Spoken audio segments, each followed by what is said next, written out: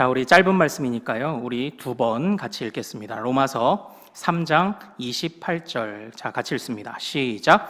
그러므로 사람이 의롭다 하심을 얻는 것은 율법의 행위에 있지 않고 믿음으로 되는 줄 우리가 인정하노라. 아멘. 한 번 더요. 시작. 그러므로 사람이 의롭다 하심을 얻는 것은 율법의 행위에 있지 않고 믿음으로 되는 줄 우리가 인정하노라. 아멘. 자, 우리가 함께 읽은 이 말씀 통해서요, 믿음을 주시는 하나님이란 제목으로 은혜를 같이 나누도록 하겠습니다. 우리가 연초부터 살펴보고 있는, 나누고 있는 말씀대로 하나님이 우리 모든 가족들에게 평안 주시기를 소망합니다. 또한 하나님이 우리 모든 가족들에게 기쁨 주시기를 소망합니다.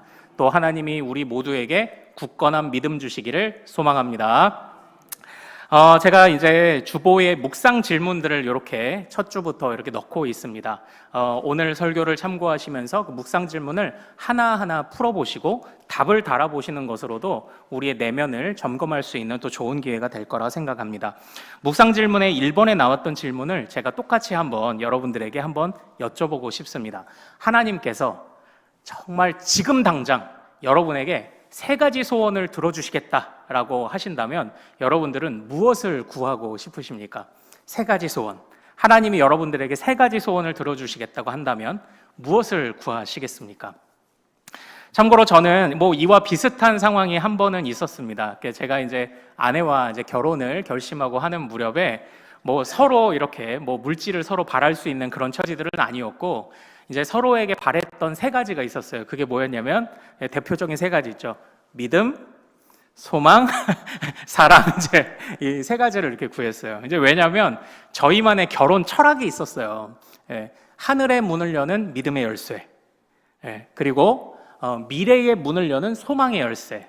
그리고 관계의 문을 여는 사랑의 열쇠. 이 3가지를 이제 구하면서 저희가 이제 같이 또 결혼을 했었습니다.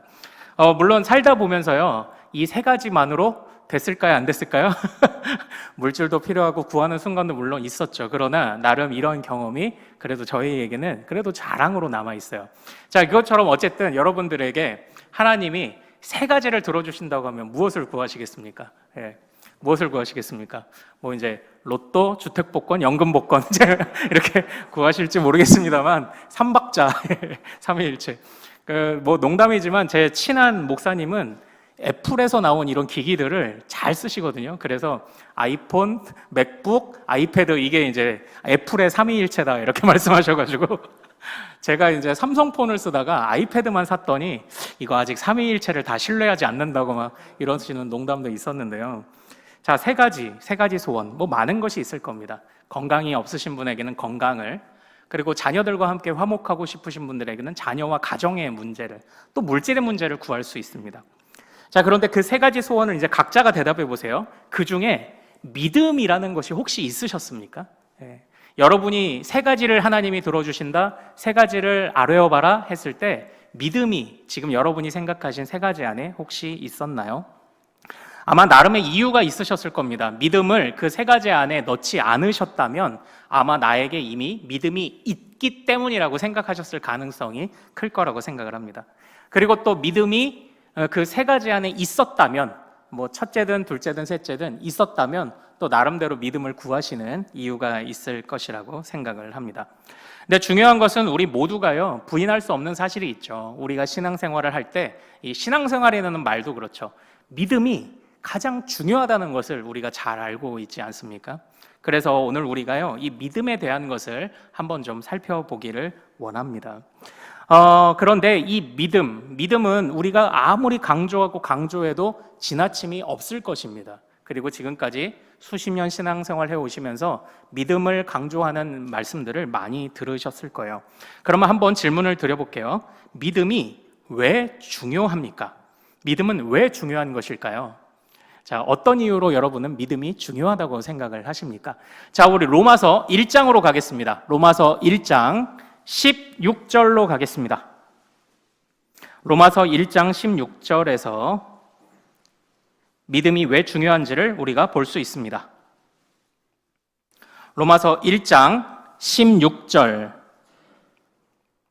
자, 같이 한 목소리를 읽겠습니다. 시작. 내가 복음을 부끄러워하지 아니하노니 이 복음은 모든 믿는 자에게 구원을 주시는 하나님의 능력이 됨이라. 먼저는 유대인에게요, 그리고 헬라인에게로다. 아멘.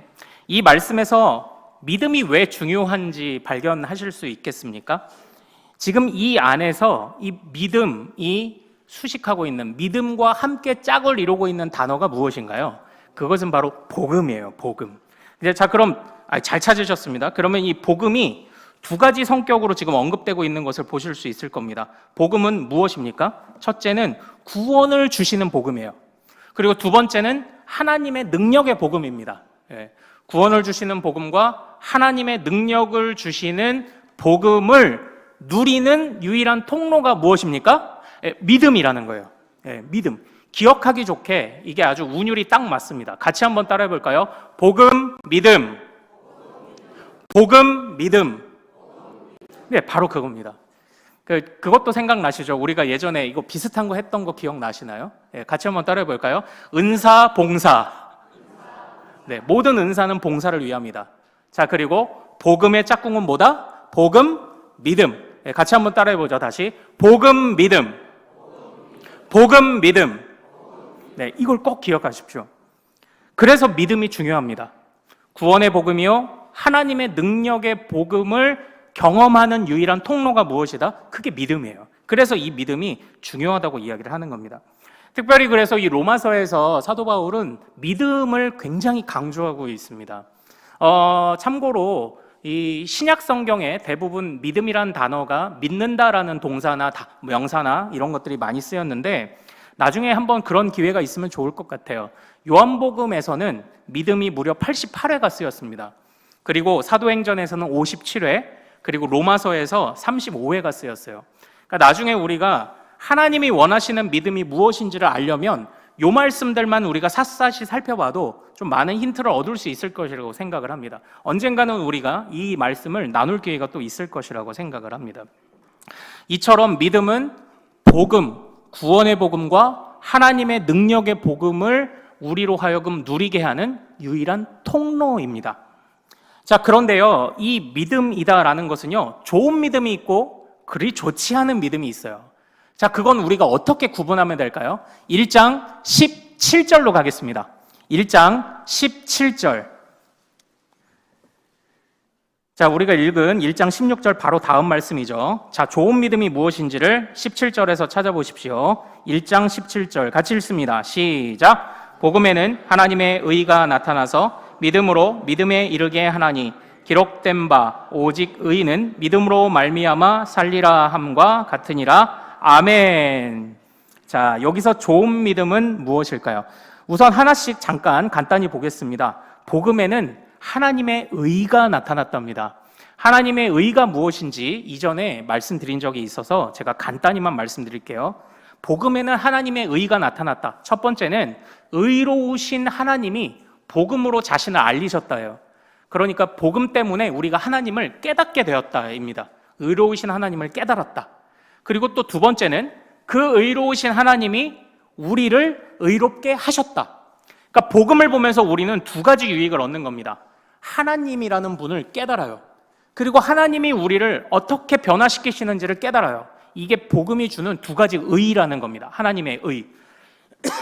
그래서 우리는 이 말씀이 딱 그거 같죠. 내가 거룩하니 너희도 거룩해라. 이 명제하고 이게 연관이 되는 그런 고백입니다. 하나님의 의. 하나님, 의로우신 하나님, 거룩하신 하나님이 우리를 의롭고 거룩하게 바꾸시는 것이 복음에 있습니다.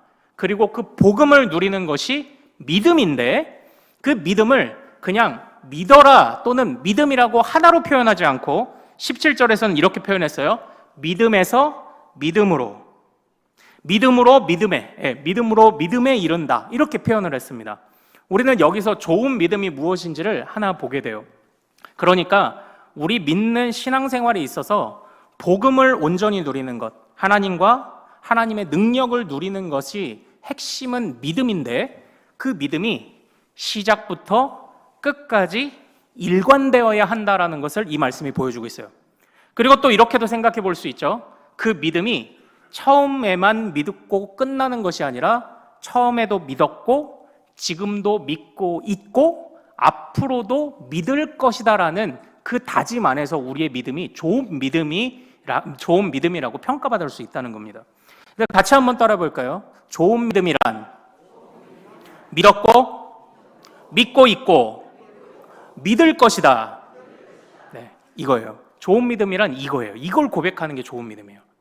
그러니까 시작부터 끝까지 일관되어야 하고 발전되어야 하고 성장해야 좋은 믿음이라는 것입니다. 사도 바울이 이제 이걸 계속 강조하고 있는 것입니다. 시작부터 끝까지 믿어야 돼요. 그러니까 우리가 간혹 보면은 아유 나도 예전에 교회 다녔었는데 그건 그때 얘기고요. 지금 안 다니면은 우리가 믿음이 있다고 말하면 이거 쉽지 않아요. 이런 고백이 우리 하나님 앞에 자신 있게 올려드리는 믿음이다 쉽지 않아요. 믿었고 지금도 믿고 있고 그리고 앞으로도 변함없이 믿을 것을 고백하며 점점 성장하고 성숙하고 한결같은 믿음으로 나아가는 것, 이것이 좋은 믿음이다. 우리가 이것을 꼭 기억할 수 있기를 소망합니다. 성경 곳곳에서 좋은 믿음이 뭔지를 사실 말할 겁니다. 지난 수요일에는 저는 야곱을 보면서 야곱이 에서를 향해 다시 돌아가는 장면을 보면서 좋은 믿음을 이렇게 말씀을 드렸습니다. 좋은 믿음은 본래 하나님이 세우신 있어야 되는 그 자리로 돌아가는 것이다. 그러니까 야곱은 형에게서 장자의 권리를 빼앗아서 도망가면 다 잘 될 거라고 생각을 했습니다. 그러나 그는 순간순간 절망을 경험했죠. 그런데 그가 다시 형에게서 뺏은 장자의 권리로 그 권한을 넘겨받으려고 했던 그의 욕망에서 벗어나 다시 에서의 동생의 자리로 돌아갈 때 하나님의 은혜가 거기서 시작이 됐던 거예요. 그걸 보면서 아, 내가 원래 있던 자리로 가도 되는구나. 있어야 될 자리에 있어야 되는구나. 그리고 또 무엇이다? 그 자리에서 하나님이 주시는 약속을 붙잡는 게 진짜 복이구나. 제가 이거 수요일에 요걸 설명을 드렸습니다. 믿음이 진짜 좋다라는 거는 이렇게 다양하게 설명될 수 있습니다. 그러나 이 사도 바울이 말하는 좋은 믿음이란 믿었고 믿고 있고 앞으로도 믿을 것입니다라는 변치 않는 마음, 더 성장하고 성숙하고 깊어지겠노라는 이 믿음이 정말 좋은 믿음이다라는 것을 오늘 사도 바울이 보여주고 있는 거죠. 그러니까 우리가 이런 믿음을 가져야 합니다. 그래야 구원의 복음이 열리고 하나님의 능력의 복음이 우리에게 환히 열릴 줄로 믿습니다. 우리가 이런 믿음 갖기를 소망합니다. 우리 이런 믿음 가져야 합니다. 이런 믿음 가져야 돼요. 자, 그러나 저는 이제 이 말씀을 1장을 살펴봤잖아요. 믿음이 중요합니다. 좋은 믿음이라는 것도 무엇인지 봤습니다. 이것을 이제 2장과 3장으로 넘어가면서 그런데 이 좋은 믿음이라는 것이 우리가 가져야 하는 이 믿음이 우리에게 달려있지 않다라는 것을 저는 오늘 주요 핵심 주제로 좀 말씀을 좀 나누고 싶습니다. 그러니까 좀 어떻게 보면은 조금 좀 아리송할 수도 있을 것 같아요. 아니, 믿음은 내가 믿는 거잖아. 그런데 믿음이 나에게 달려있지 않아? 이 부분을 어떻게 해결하면 좋을까요? 우리가 같이 한번 말씀을 따라서 같이 한번 따라가 보도록 하죠. 자, 그런데 우리가 이런 믿음을 어쨌든 가져야 하는데 우리에게는 안타깝게도 약점이 있어요. 우리에게 있는 그 약점이 무엇입니까? 자, 우리 2장으로 가겠습니다. 2장 28절과 29절을 읽어보겠습니다. 2장 28절, 29절 같이 읽겠습니다. 자, 시작! 무릇 표면적 유대인이 유대인이 아니요 표면적 육신의 할례가 아니니라. 오직 이면적 유대인이 유대인이며 할례는 마음에 할지니 영에 있고 율법 조문에 있지 아니한 것이라. 그 칭찬이 사람에게서가 아니요 다만 하나님에게서니라. 아멘. 이게 무슨 말이냐면요, 유대인, 이스라엘 백성은요 자기들이 하나님의 택함받은 백성이라고 인식하고 살았습니다. 그래서 할례라는 예식을 통해 몸에다가 하나님의 택함받은 백성이라는 증거를 새기고 다녔어요. 그런데 게다가 이 사도 바울이라는 사람은 율법 교사 출신이라서 하나님의 법에 아주 깊이 그 법을 알고 있었던 그런 사람입니다. 그래서 우리가 읽지는 않겠지만 2장 17절부터 20절까지 보면 유대인들이 스스로를 어떻게 생각했는지가 나와요. 나는 선한 것이 무엇인지 분별할 수 있고 나는 사람들을 인도할 수 있다고 그렇게 믿었습니다. 그러나 우리 사도 바울이 예수님을 만난 이후에 느꼈던 그 고백이 무엇입니까?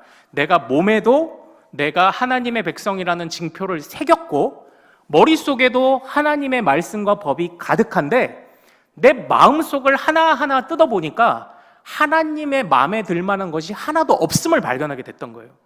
그러니까 우리가 겉은 번지르르한데 속은 다 문드러져 있고 썩어 있으면 그게 어디 정상적이라고 이제 말할 수 있겠느냐는 겁니다. 그래서 사도 바울이 깨닫는 겁니다.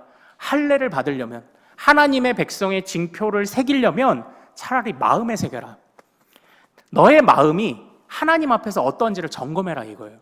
그러니까 우리가 여기 뭐 높은 데에 저 이제 환호공원 스페이스워크 같은 데 올라가서 이게 바닥을 내려다보면 사람들이 보이잖아요. 그러면 키 180인 사람, 160인 사람, 120인 사람 이런 사람들이 보일 거예요. 그러나 그 높은 곳에 올라가서 보면 다 어떻게 보입니까? 점 하나로 보이는 겁니다.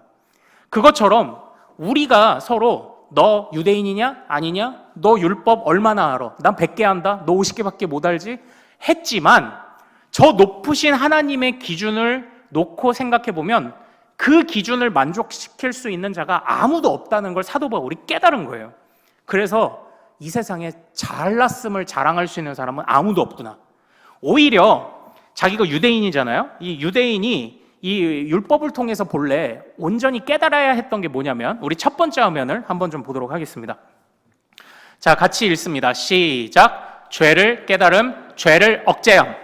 하나님이 하나님의 율법이라는 것을 주실 때에는 바로 이것을 목적으로 주셨습니다.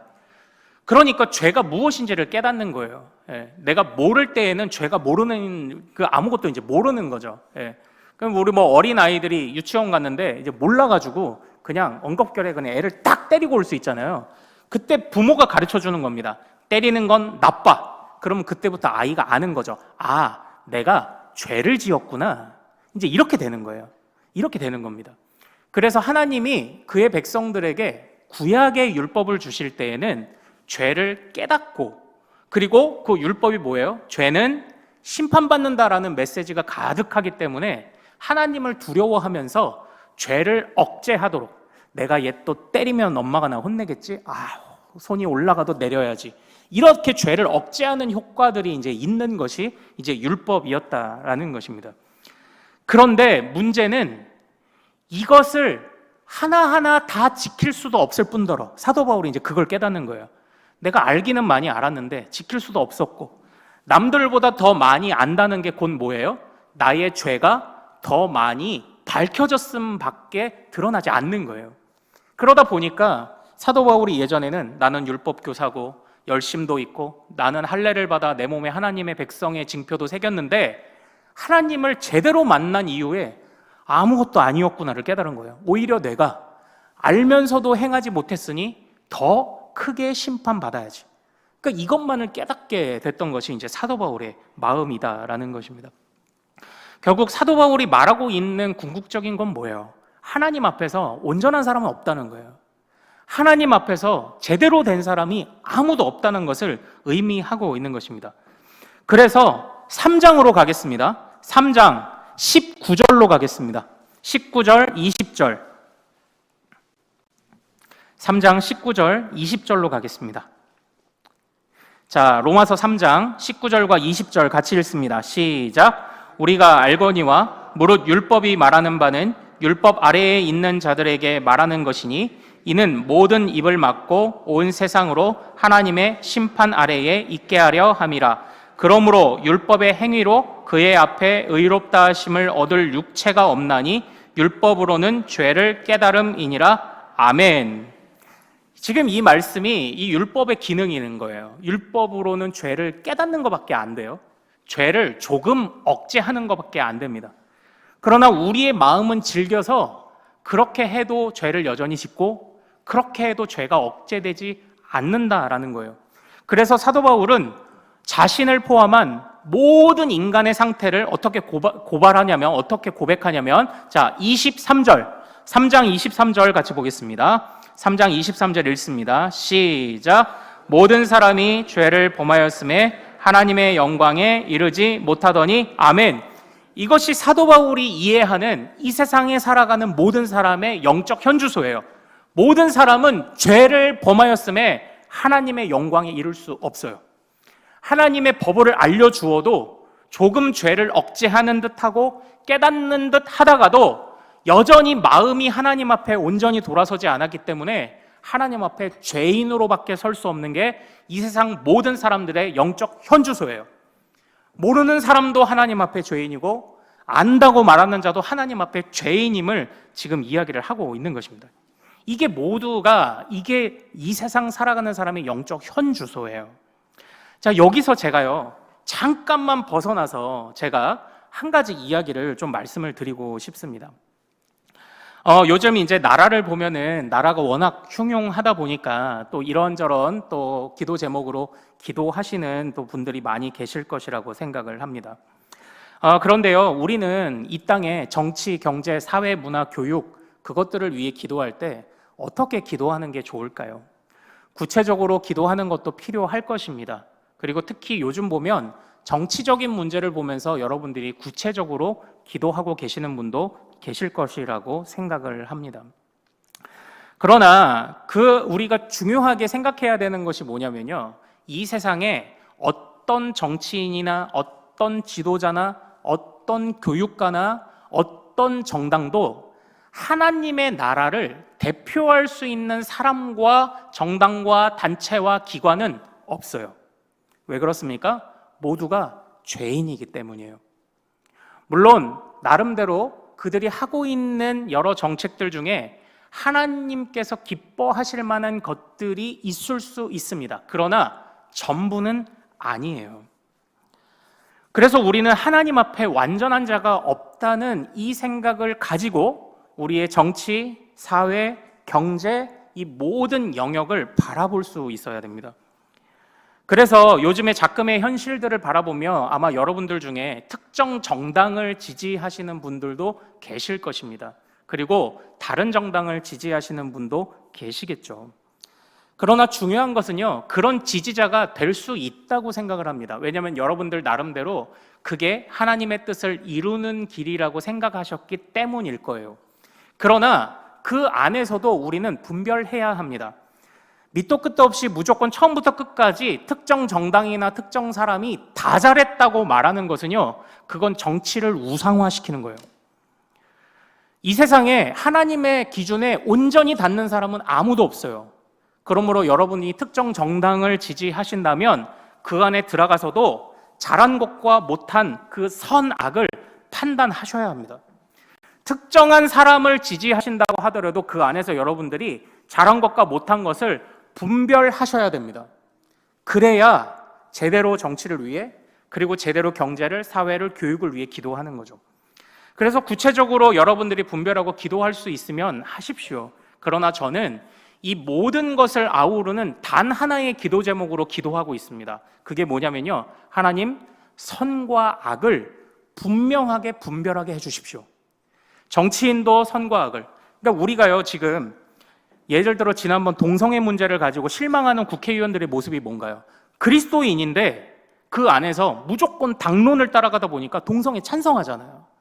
그러니까 이런 국회의원들에게 우리가 스스로 실망한 것처럼 우리가 그렇게 되면 안 된다는 거예요. 그 안에서 선한 것과 악한 것이 무엇인지를 판단하십시오. 그리고 특정 정당을 지지하든 특정 사람을 추종하든 어떤 누구를 따라가도 이 사람이 하나님의 뜻을 완전히 이룰 수는 없다는 생각을 우리는 항상 가져야 돼요. 세상에 완전한 자 없어요. 모두가 다 죄인입니다. 그래서 이제 저에게 또 그 나라를 위해 기도하자게 하시는 좋은 건의들을 주시는 분들 많습니다.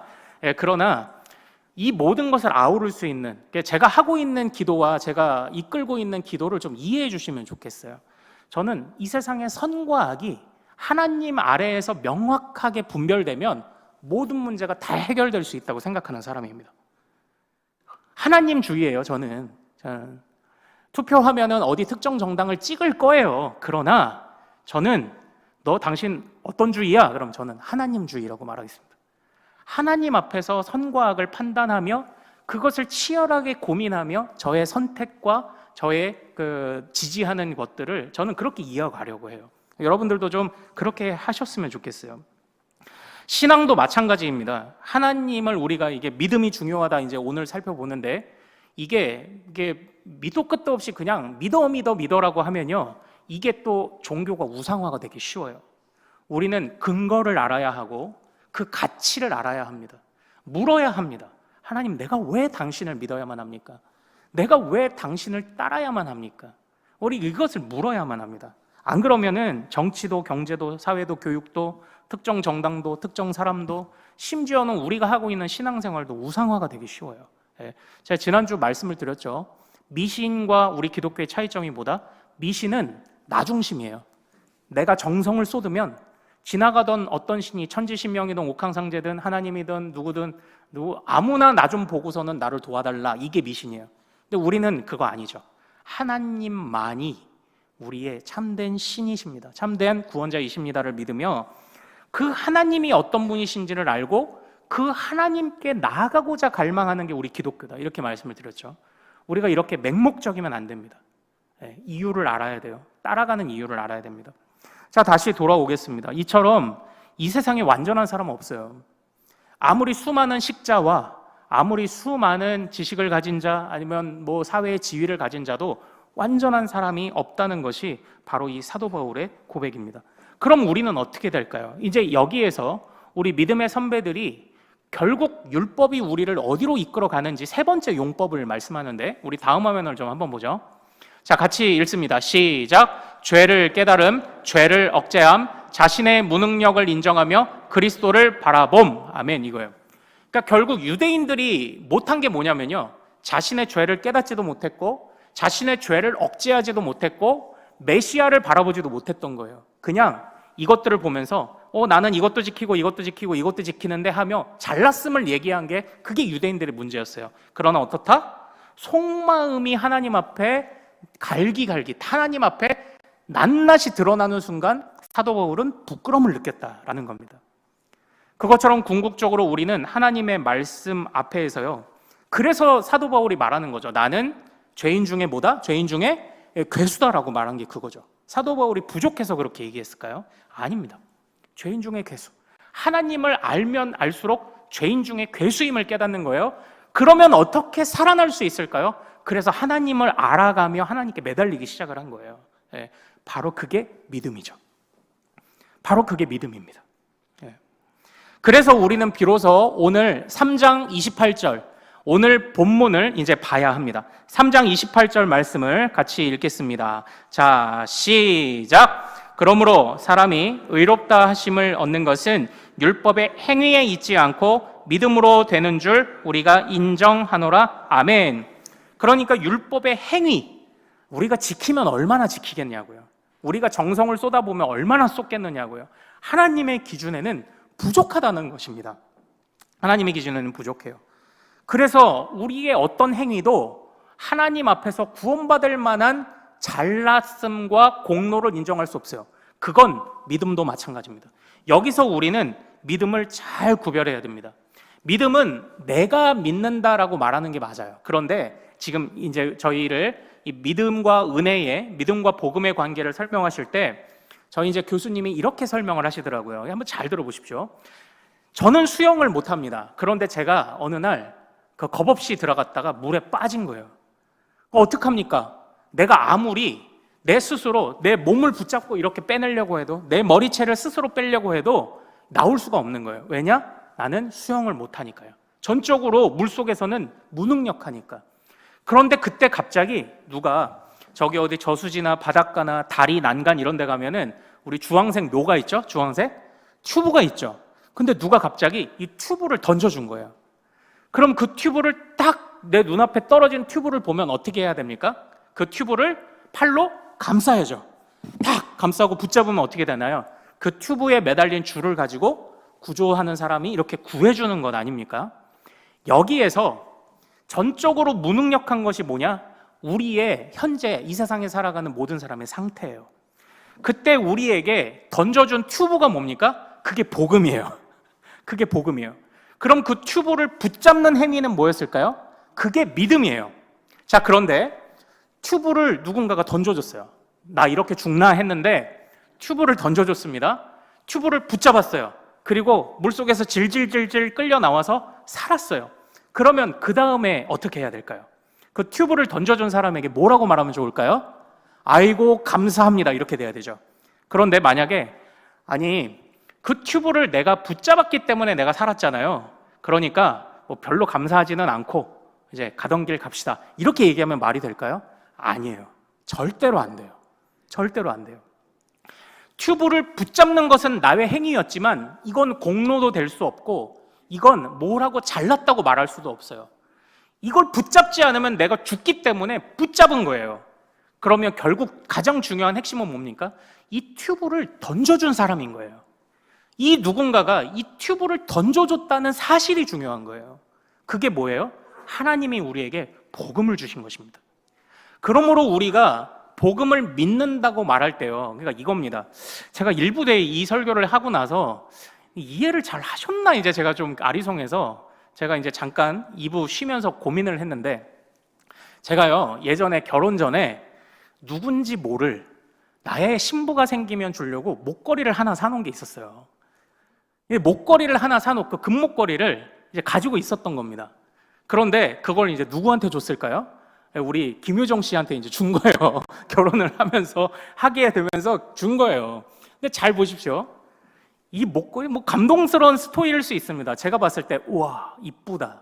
이건 내가 없는 돈이라도 긁어 모아서 사갖고 있다가 아내가 생기면 줘야지 이렇게 생각을 했던 건데, 그런데 이 목걸이를 준비한 이제 나도 어떻게 보면은 뭐 잘한 거겠죠. 한 건데 만약 내 아내가 나타나지 않았다면 이 목걸이는 세상에서 가장 슬픈 목걸이가 될 뻔했던 거예요. 그렇죠? 예. 아니 아내를 주려고 갖고 있었는데 아내가 평생 안 생겨. 그러면 이 목걸이 뭐예요? 볼 때마다 저는 눈물을 흘리겠죠. 아유, 내가 이걸 그때 괜히 몰라요. 요즘처럼 금값이 좀 오르면 이제 어떨지 모르지만 세상에서 가장 슬픈 목걸이가 될 뻔한 겁니다. 그러니까 저는 그때 제 아내가 이 목걸이를 받아주는 게 감사했던 거예요. 아무리 내가, 잘 보십시오. 내가 아무리 나는 믿음이 있어 라고 해도 믿는 대상이 없다면, 내가 뭘 믿어야 될지 모른다면, 무언가 믿긴 믿는 것 같은데 그것이 사실 나중에는 다 그냥 거짓이었다는 게 깨달아진다면 우리의 믿음은 아무 소용없는 거예요. 그러니까 우리가 이 믿는다는 행위는요, 이 믿는다는 행위가 하나님 앞에서 인정되기 위해서 사실은 복음이 우리에게 왔다는 사실이 중요한 거예요. 복음이 왔고 우리의 하나님이라는 거룩한 신랑이 오셨기 때문에 나의 믿음도, 어찌할 줄 모르는 나의 믿음도, 어디다 드려야 될지 모르는 나의 믿음도 온전히 드릴 수 있게 된 거예요. 그래서 우리는, 우리 믿음의 선배들은 뭐라고 고백하냐? 믿음도 선물이라고 고백하는 거예요. 우리의 믿음만 가지고는 이게 성립할 수 없어요. 네. 내가 동전은 있는데 버스가 안 와. 그럼 버스를 어떻게 타죠? 내가 아무리 무언가를 가진 것 같더라도 그것만 가지고는 되는 게 아니에요. 주님이 복음으로 은혜를 베푸셨기 때문에, 은혜의 튜브를, 복음의 튜브를 던지셨기 때문에 내가 잡을 수 있었던 거예요. 그래서 우리의 믿음도 누구에게 달려 있습니까? 그게 하나님께 달려 있는 거예요. 하나님이 주셔야 믿을 수 있는 거예요. 하나님이 주셔야 비로소 나의 믿음이 빛을 발할 수 있는 것입니다. 그러니까 우리가요, 여기서 우리가 시몬 베드로가, 사도 베드로가 하나님 앞에 이런 고백을 했습니다. 너희는 나를 누구라고 생각하느냐? 주는 그리스도시요 살아계신 하나님의 아들이십니다. 이 고백을 했더니 예수님께서 내가 그 반석 위에 교회를 세우리라 이렇게 말씀하시고, 내가 천국 열쇠를 너에게 주리라 이렇게 말씀을 하셨습니다. 그런데 우리는 여기서 착각을 해요. 내가 그 고백을 하는 것이 바로 천국 열쇠요 구원의 반석이라고 생각을 합니다. 그러나 중요한 건 우리가 말했다는 행위가 아니에요. 행위로는 구원받을 자가 없어요. 말했다는 행위가 아니라 우리가 말해진 그 말의 내용, 주는 그리스도시요 살아계신 하나님이라는 그 내용이 우리에게 역사하는 거예요. 그 내용이 그게 뭐죠? 그게 복음인 거예요. 그게 구원의 복음이고 그게 하나님의 능력의 복음입니다. 그래서 제가 초반에 1장 17절에서 뭐라고 했죠? 복음에는 하나님의 의가 나타났으니, 거룩하신 하나님이 복음으로 자신을 드러내셨고, 그러니까 자신을 지금 튜브를 던져주신 거예요. 하나님이라는 튜브를 던져주신 거예요. 그리고 또 그 튜브를 붙잡게 하셔서 우리로 하여금 의로우신 하나님을 따라 의로움의 항구로 오도록 이끌어 주신 거예요. 그래서 믿음은 누구에게 달려 있어요? 하나님께 달려 있는 거예요. 믿음은. 그런데 사랑하는 여러분, 제가 이제 어떻게 보면 다 아실 법한 이 얘기를 지금 타이밍에서 왜 드리는 걸까요? 이제 이게 중요하겠죠. 저는 올 한 해 우리 모든 성도님들이 정말 평안한 삶을 살아가시기를 소망합니다. 그래서 처음에 뭐 했죠, 제가? 평안을 주시는 하나님. 그 다음에 기쁠 것 없는 세상 중에 기쁨을 누리는 가족으로 살아가기를 소망합니다. 그래서 뭐 했죠? 기쁨을 주시는 하나님. 그런데 이 평안과 이 기쁨을 누리는 핵심이 뭔가요? 그게 믿음인 거예요. 자, 왜냐하면 우리는 올해를 살아가면서요, 참 무너질 일들이 사실 많을 겁니다. 평안을 구하고 기쁨을 구하지만 마음 무너지는 일들이 많을 거예요. 그때 우리는 수렁과 물에 빠진 것처럼 나 스스로 어찌할 수 없어서 주체할 수 없는 순간들을 반드시 겪게 될 거예요. 그러나 그때마다 하나님이 우리에게 복음의 튜브를 던져주신 것과 같이 구원과 회복과 소망의 튜브를 던져주신다는 것을 신뢰한다면 우리는 그 절망과 소망 없음의 수렁에서 반드시 나올 줄로 믿습니다. 그러니까 올 한 해 우리는 사실 영적인 침체를 겪는 일들이 많을 겁니다. 그러나 그 영적 침체를 벗어나는 능력이 우리에게 없어도 돼요. 왜냐? 하나님이 주실 것이기 때문이에요. 우리는 그 튜브가 왔을 때 어떻게 해요? 그냥 본능적으로 살려면 붙잡으면 되는 거예요. 그래서 믿음이 평안을 가져오는 거예요. 믿음이 하나님의 던져진 구원과 평안과 기쁨과 능력의 튜브를 붙잡게 되는 거예요. 나는 능력이 없어도 돼요. 내가 나 스스로를 구해낼 수 없어요. 구해낼 수 없고 구할 수도 없어요. 그러나 하나님이 나를 위해 일하고 계심을 신뢰한다면 우리는 그 소망에서, 그 소망을 가지고 그 수렁에서 벗어날 수 있을 줄로 믿습니다. 그래서 평안의 비결이 뭐냐? 그게 믿음이에요. 어떤 믿음? 나에게서 믿음이 오지 않았습니다. 주님이 이 모든 믿음을 주관하십니다. 나는 부족하고 나는 없어도 주님이 하시면 됩니다. 이것이 우리의 믿음이 될 때, 그때 믿음으로 말미암는 평안이 찾아올 줄로 믿습니다. 그런데 때로는 왜 우리가요, 이 하나님께, 그래서 지난주 제가 드린 말씀처럼 전적인 주도권을 하나님께 드린다. 이게 사실은 평안의 지름길이에요. 어차피 우리 마음대로 이 세상이 안 됩니다. 그런데 하나님은 하나님의 뜻대로 다 하십니다. 그래서 그 하나님께 우리가 나아가는 것, 이 주도권을 드리는 것이 이게 평안의 핵심인 거예요. 사람들은 우리를 보면서, 그러니까 이거예요. 제가 이제 말씀을 묵상하면서 느끼는 건데요. 우리는 하나님을 바라볼 수 있어요. 하나님을 소개받았고 아니까요. 그러나 안 믿는 사람들은, 세상 사람들은 우리를 보고 하나님을 판단해요. 그런데 우리의 모습이 어떤가요? 맨날 수렁에 있어요. 깊은 속에 빠져 있어요. 절망에 있어요. 넘어져 있어요. 사람들은 우리가 보여주는 만큼 기독교를 평가해요. 그런데 사랑하는 여러분, 지금 여러분과 저는 어떻게 이 기독교를, 이 믿음을 우리는 세상 가운데 지금 어떻게 보여주고 있을까요?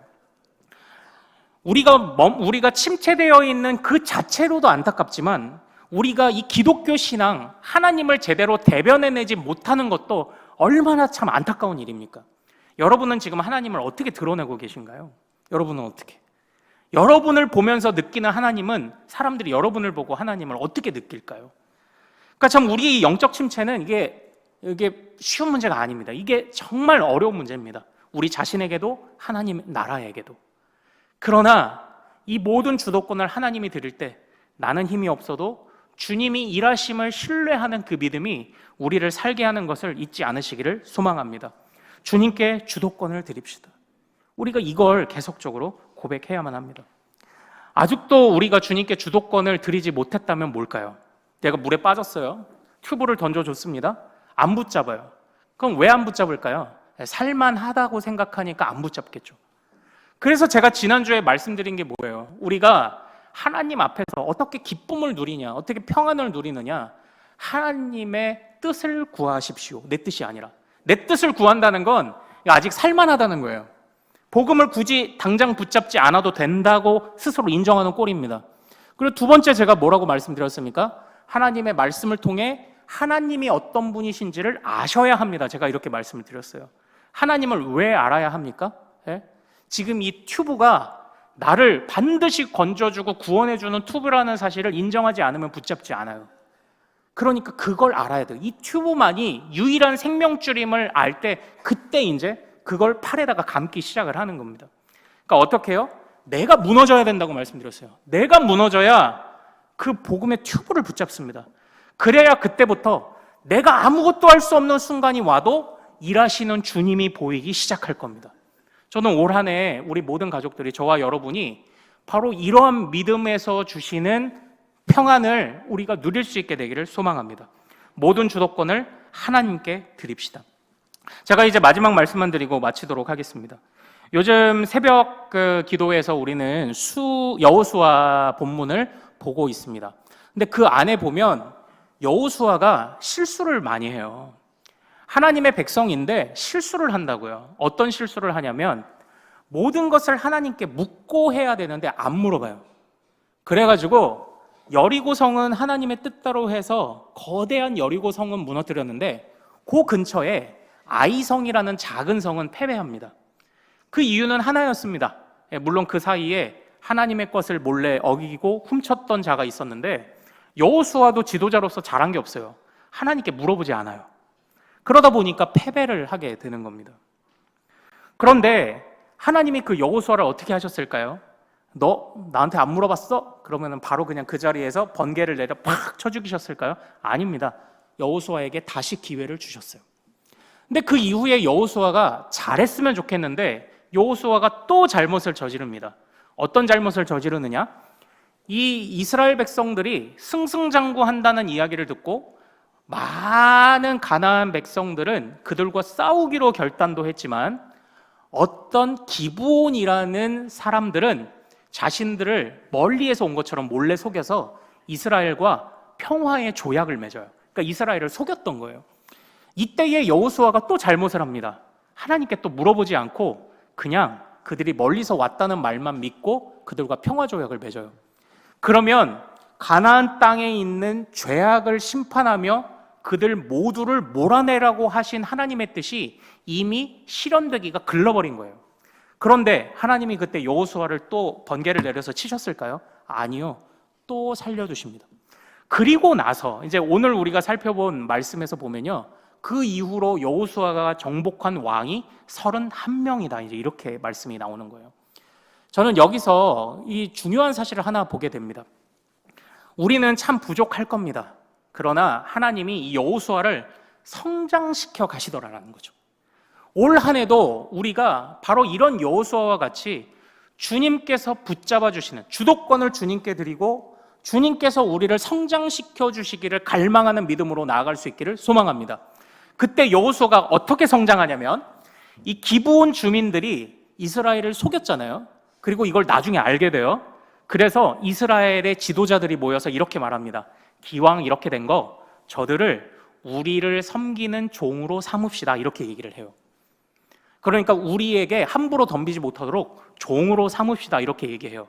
그런데 그때 여호수아는 다른 의견을 냅니다. 어떤 의견을 냈을까요? 백성의 지도자는 우리를 섬기는 종으로 삼으시다라고 했지만 여호수아는 이렇게 말합니다. 하나님과 우리를 섬기는 종으로 삼자라고 이야기를 해요. 그러니까 실패를 통해서 여호수아가 배우는 거예요. 성장하는 거예요. 여호수아도 똑같은 다른 지도자들처럼 하나님께 묻지 않을 때가 있었고 그냥 우리를 생각하던 때가 있었지만 조금씩 하나님을 보기 시작해요. 하나님이 그 모든 과정을 인내하셨습니다. 사랑하는 여러분, 하나님이 올 한 해도 우리를 이렇게 이끌어 가실 길을 소망합니다. 우리를 위해 인내해 주실 거예요. 그 속에서 우리는 잘못하다가도 빨리 정신을 차리고 돌아와서 우리가 조금씩 성장해 간다면 끝까지 주님이 우리를 평안을 향한 믿음으로 이끌어 가실 줄로 믿습니다. 우리에게 평안, 기쁨, 믿음 주시는 한 해 되기를 우리가 갈망하며 기도하기를 원합니다. 자, 우리 오늘 찬양하고 같이 기도하죠. 내게 허락하신 시련을 통해 같이 찬양합시다.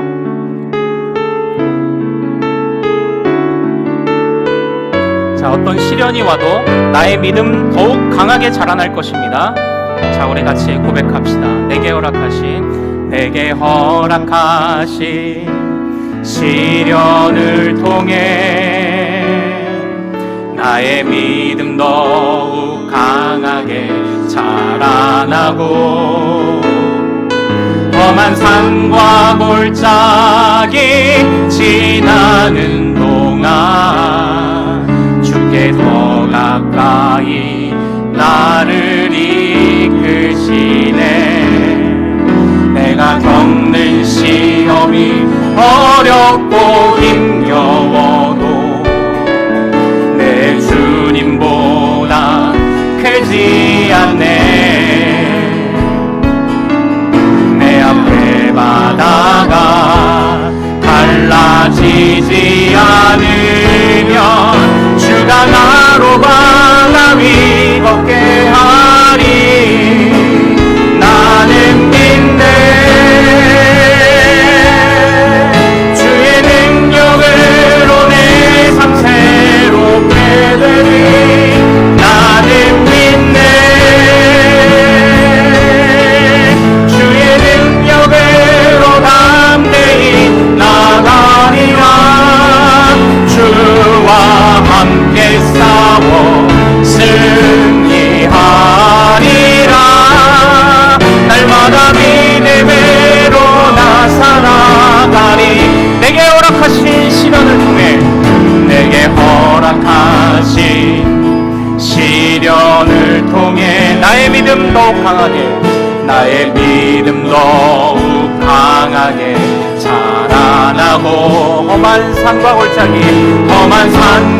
골짜기 지나는 동안 주께 더 가까이 나를 이끄시네. 내가 겪는 시험이 어렵고 힘겨워도 내 주님보다 크지 않네. 내 앞에 바다가 갈라지지 않으면 주가 나로 바다 위 걷게 하리. 나는 믿네. 주의 능력으로 내 삶 새롭게 되리. 나는 믿네. 주의 능력으로 담대히 나가리라. 주와 함께 싸워 승리하리라. 날마다 믿음으로 나 살아가는 믿네. 나는 믿네. 주의 능력으로 내 삶 새롭게 되니. 나는 믿네. 주의 능력으로 담대히 나가리라. 주와 함께 싸워 승리하리라. 날마다 믿음으로 나는 믿네. 나는 믿네. 주의 능력으로 내 삶 새롭게 되리. 나는 믿네. 주의 능력으로 담대히 나가리라. 주와 함께 싸워 승리하리라. 날마다 믿음으로 나 살아가리. 우리 시간 같이 합심하여 기도하기를 원합니다. 무엇을 믿어야 될지도 몰랐고 믿음이 왜 중요한지도 몰랐고 어떻게 해야 소망을 가질 수 있는지 구원을 받을 수 있는지 알지 못하던 우리에게 주님이 구원의 복음을, 하나님의 능력의 복음이라는 튜브를 우리에게 던져주셨습니다. 나는 주님 앞에서 철저하게 악한 자요, 죄인이요, 무능력한 자입니다. 그러므로 우리는 그 복음의 튜브를 붙잡아야만 합니다. 이것은 나의 공로와 나의 능력이 아니요 나에게 그 구원의 튜브를, 복음의 튜브를 던져주신 주님의 은혜입니다. 그러므로 모든 것은 하나님께 달려 있습니다. 우리가 절망할지라도 하나님이 여전히 일하고 계심을 생각하며 나를 살리신 주님이 이 문제도, 이 영적인 침체도 벗어나게 하실 거라고 고백하며 우리가 하나님을 끝까지 신뢰할 수 있기를 원합니다. 우리 이 믿음 달라고 주여 이름 크게 한번 부르고 같이 기도합니다. 주여!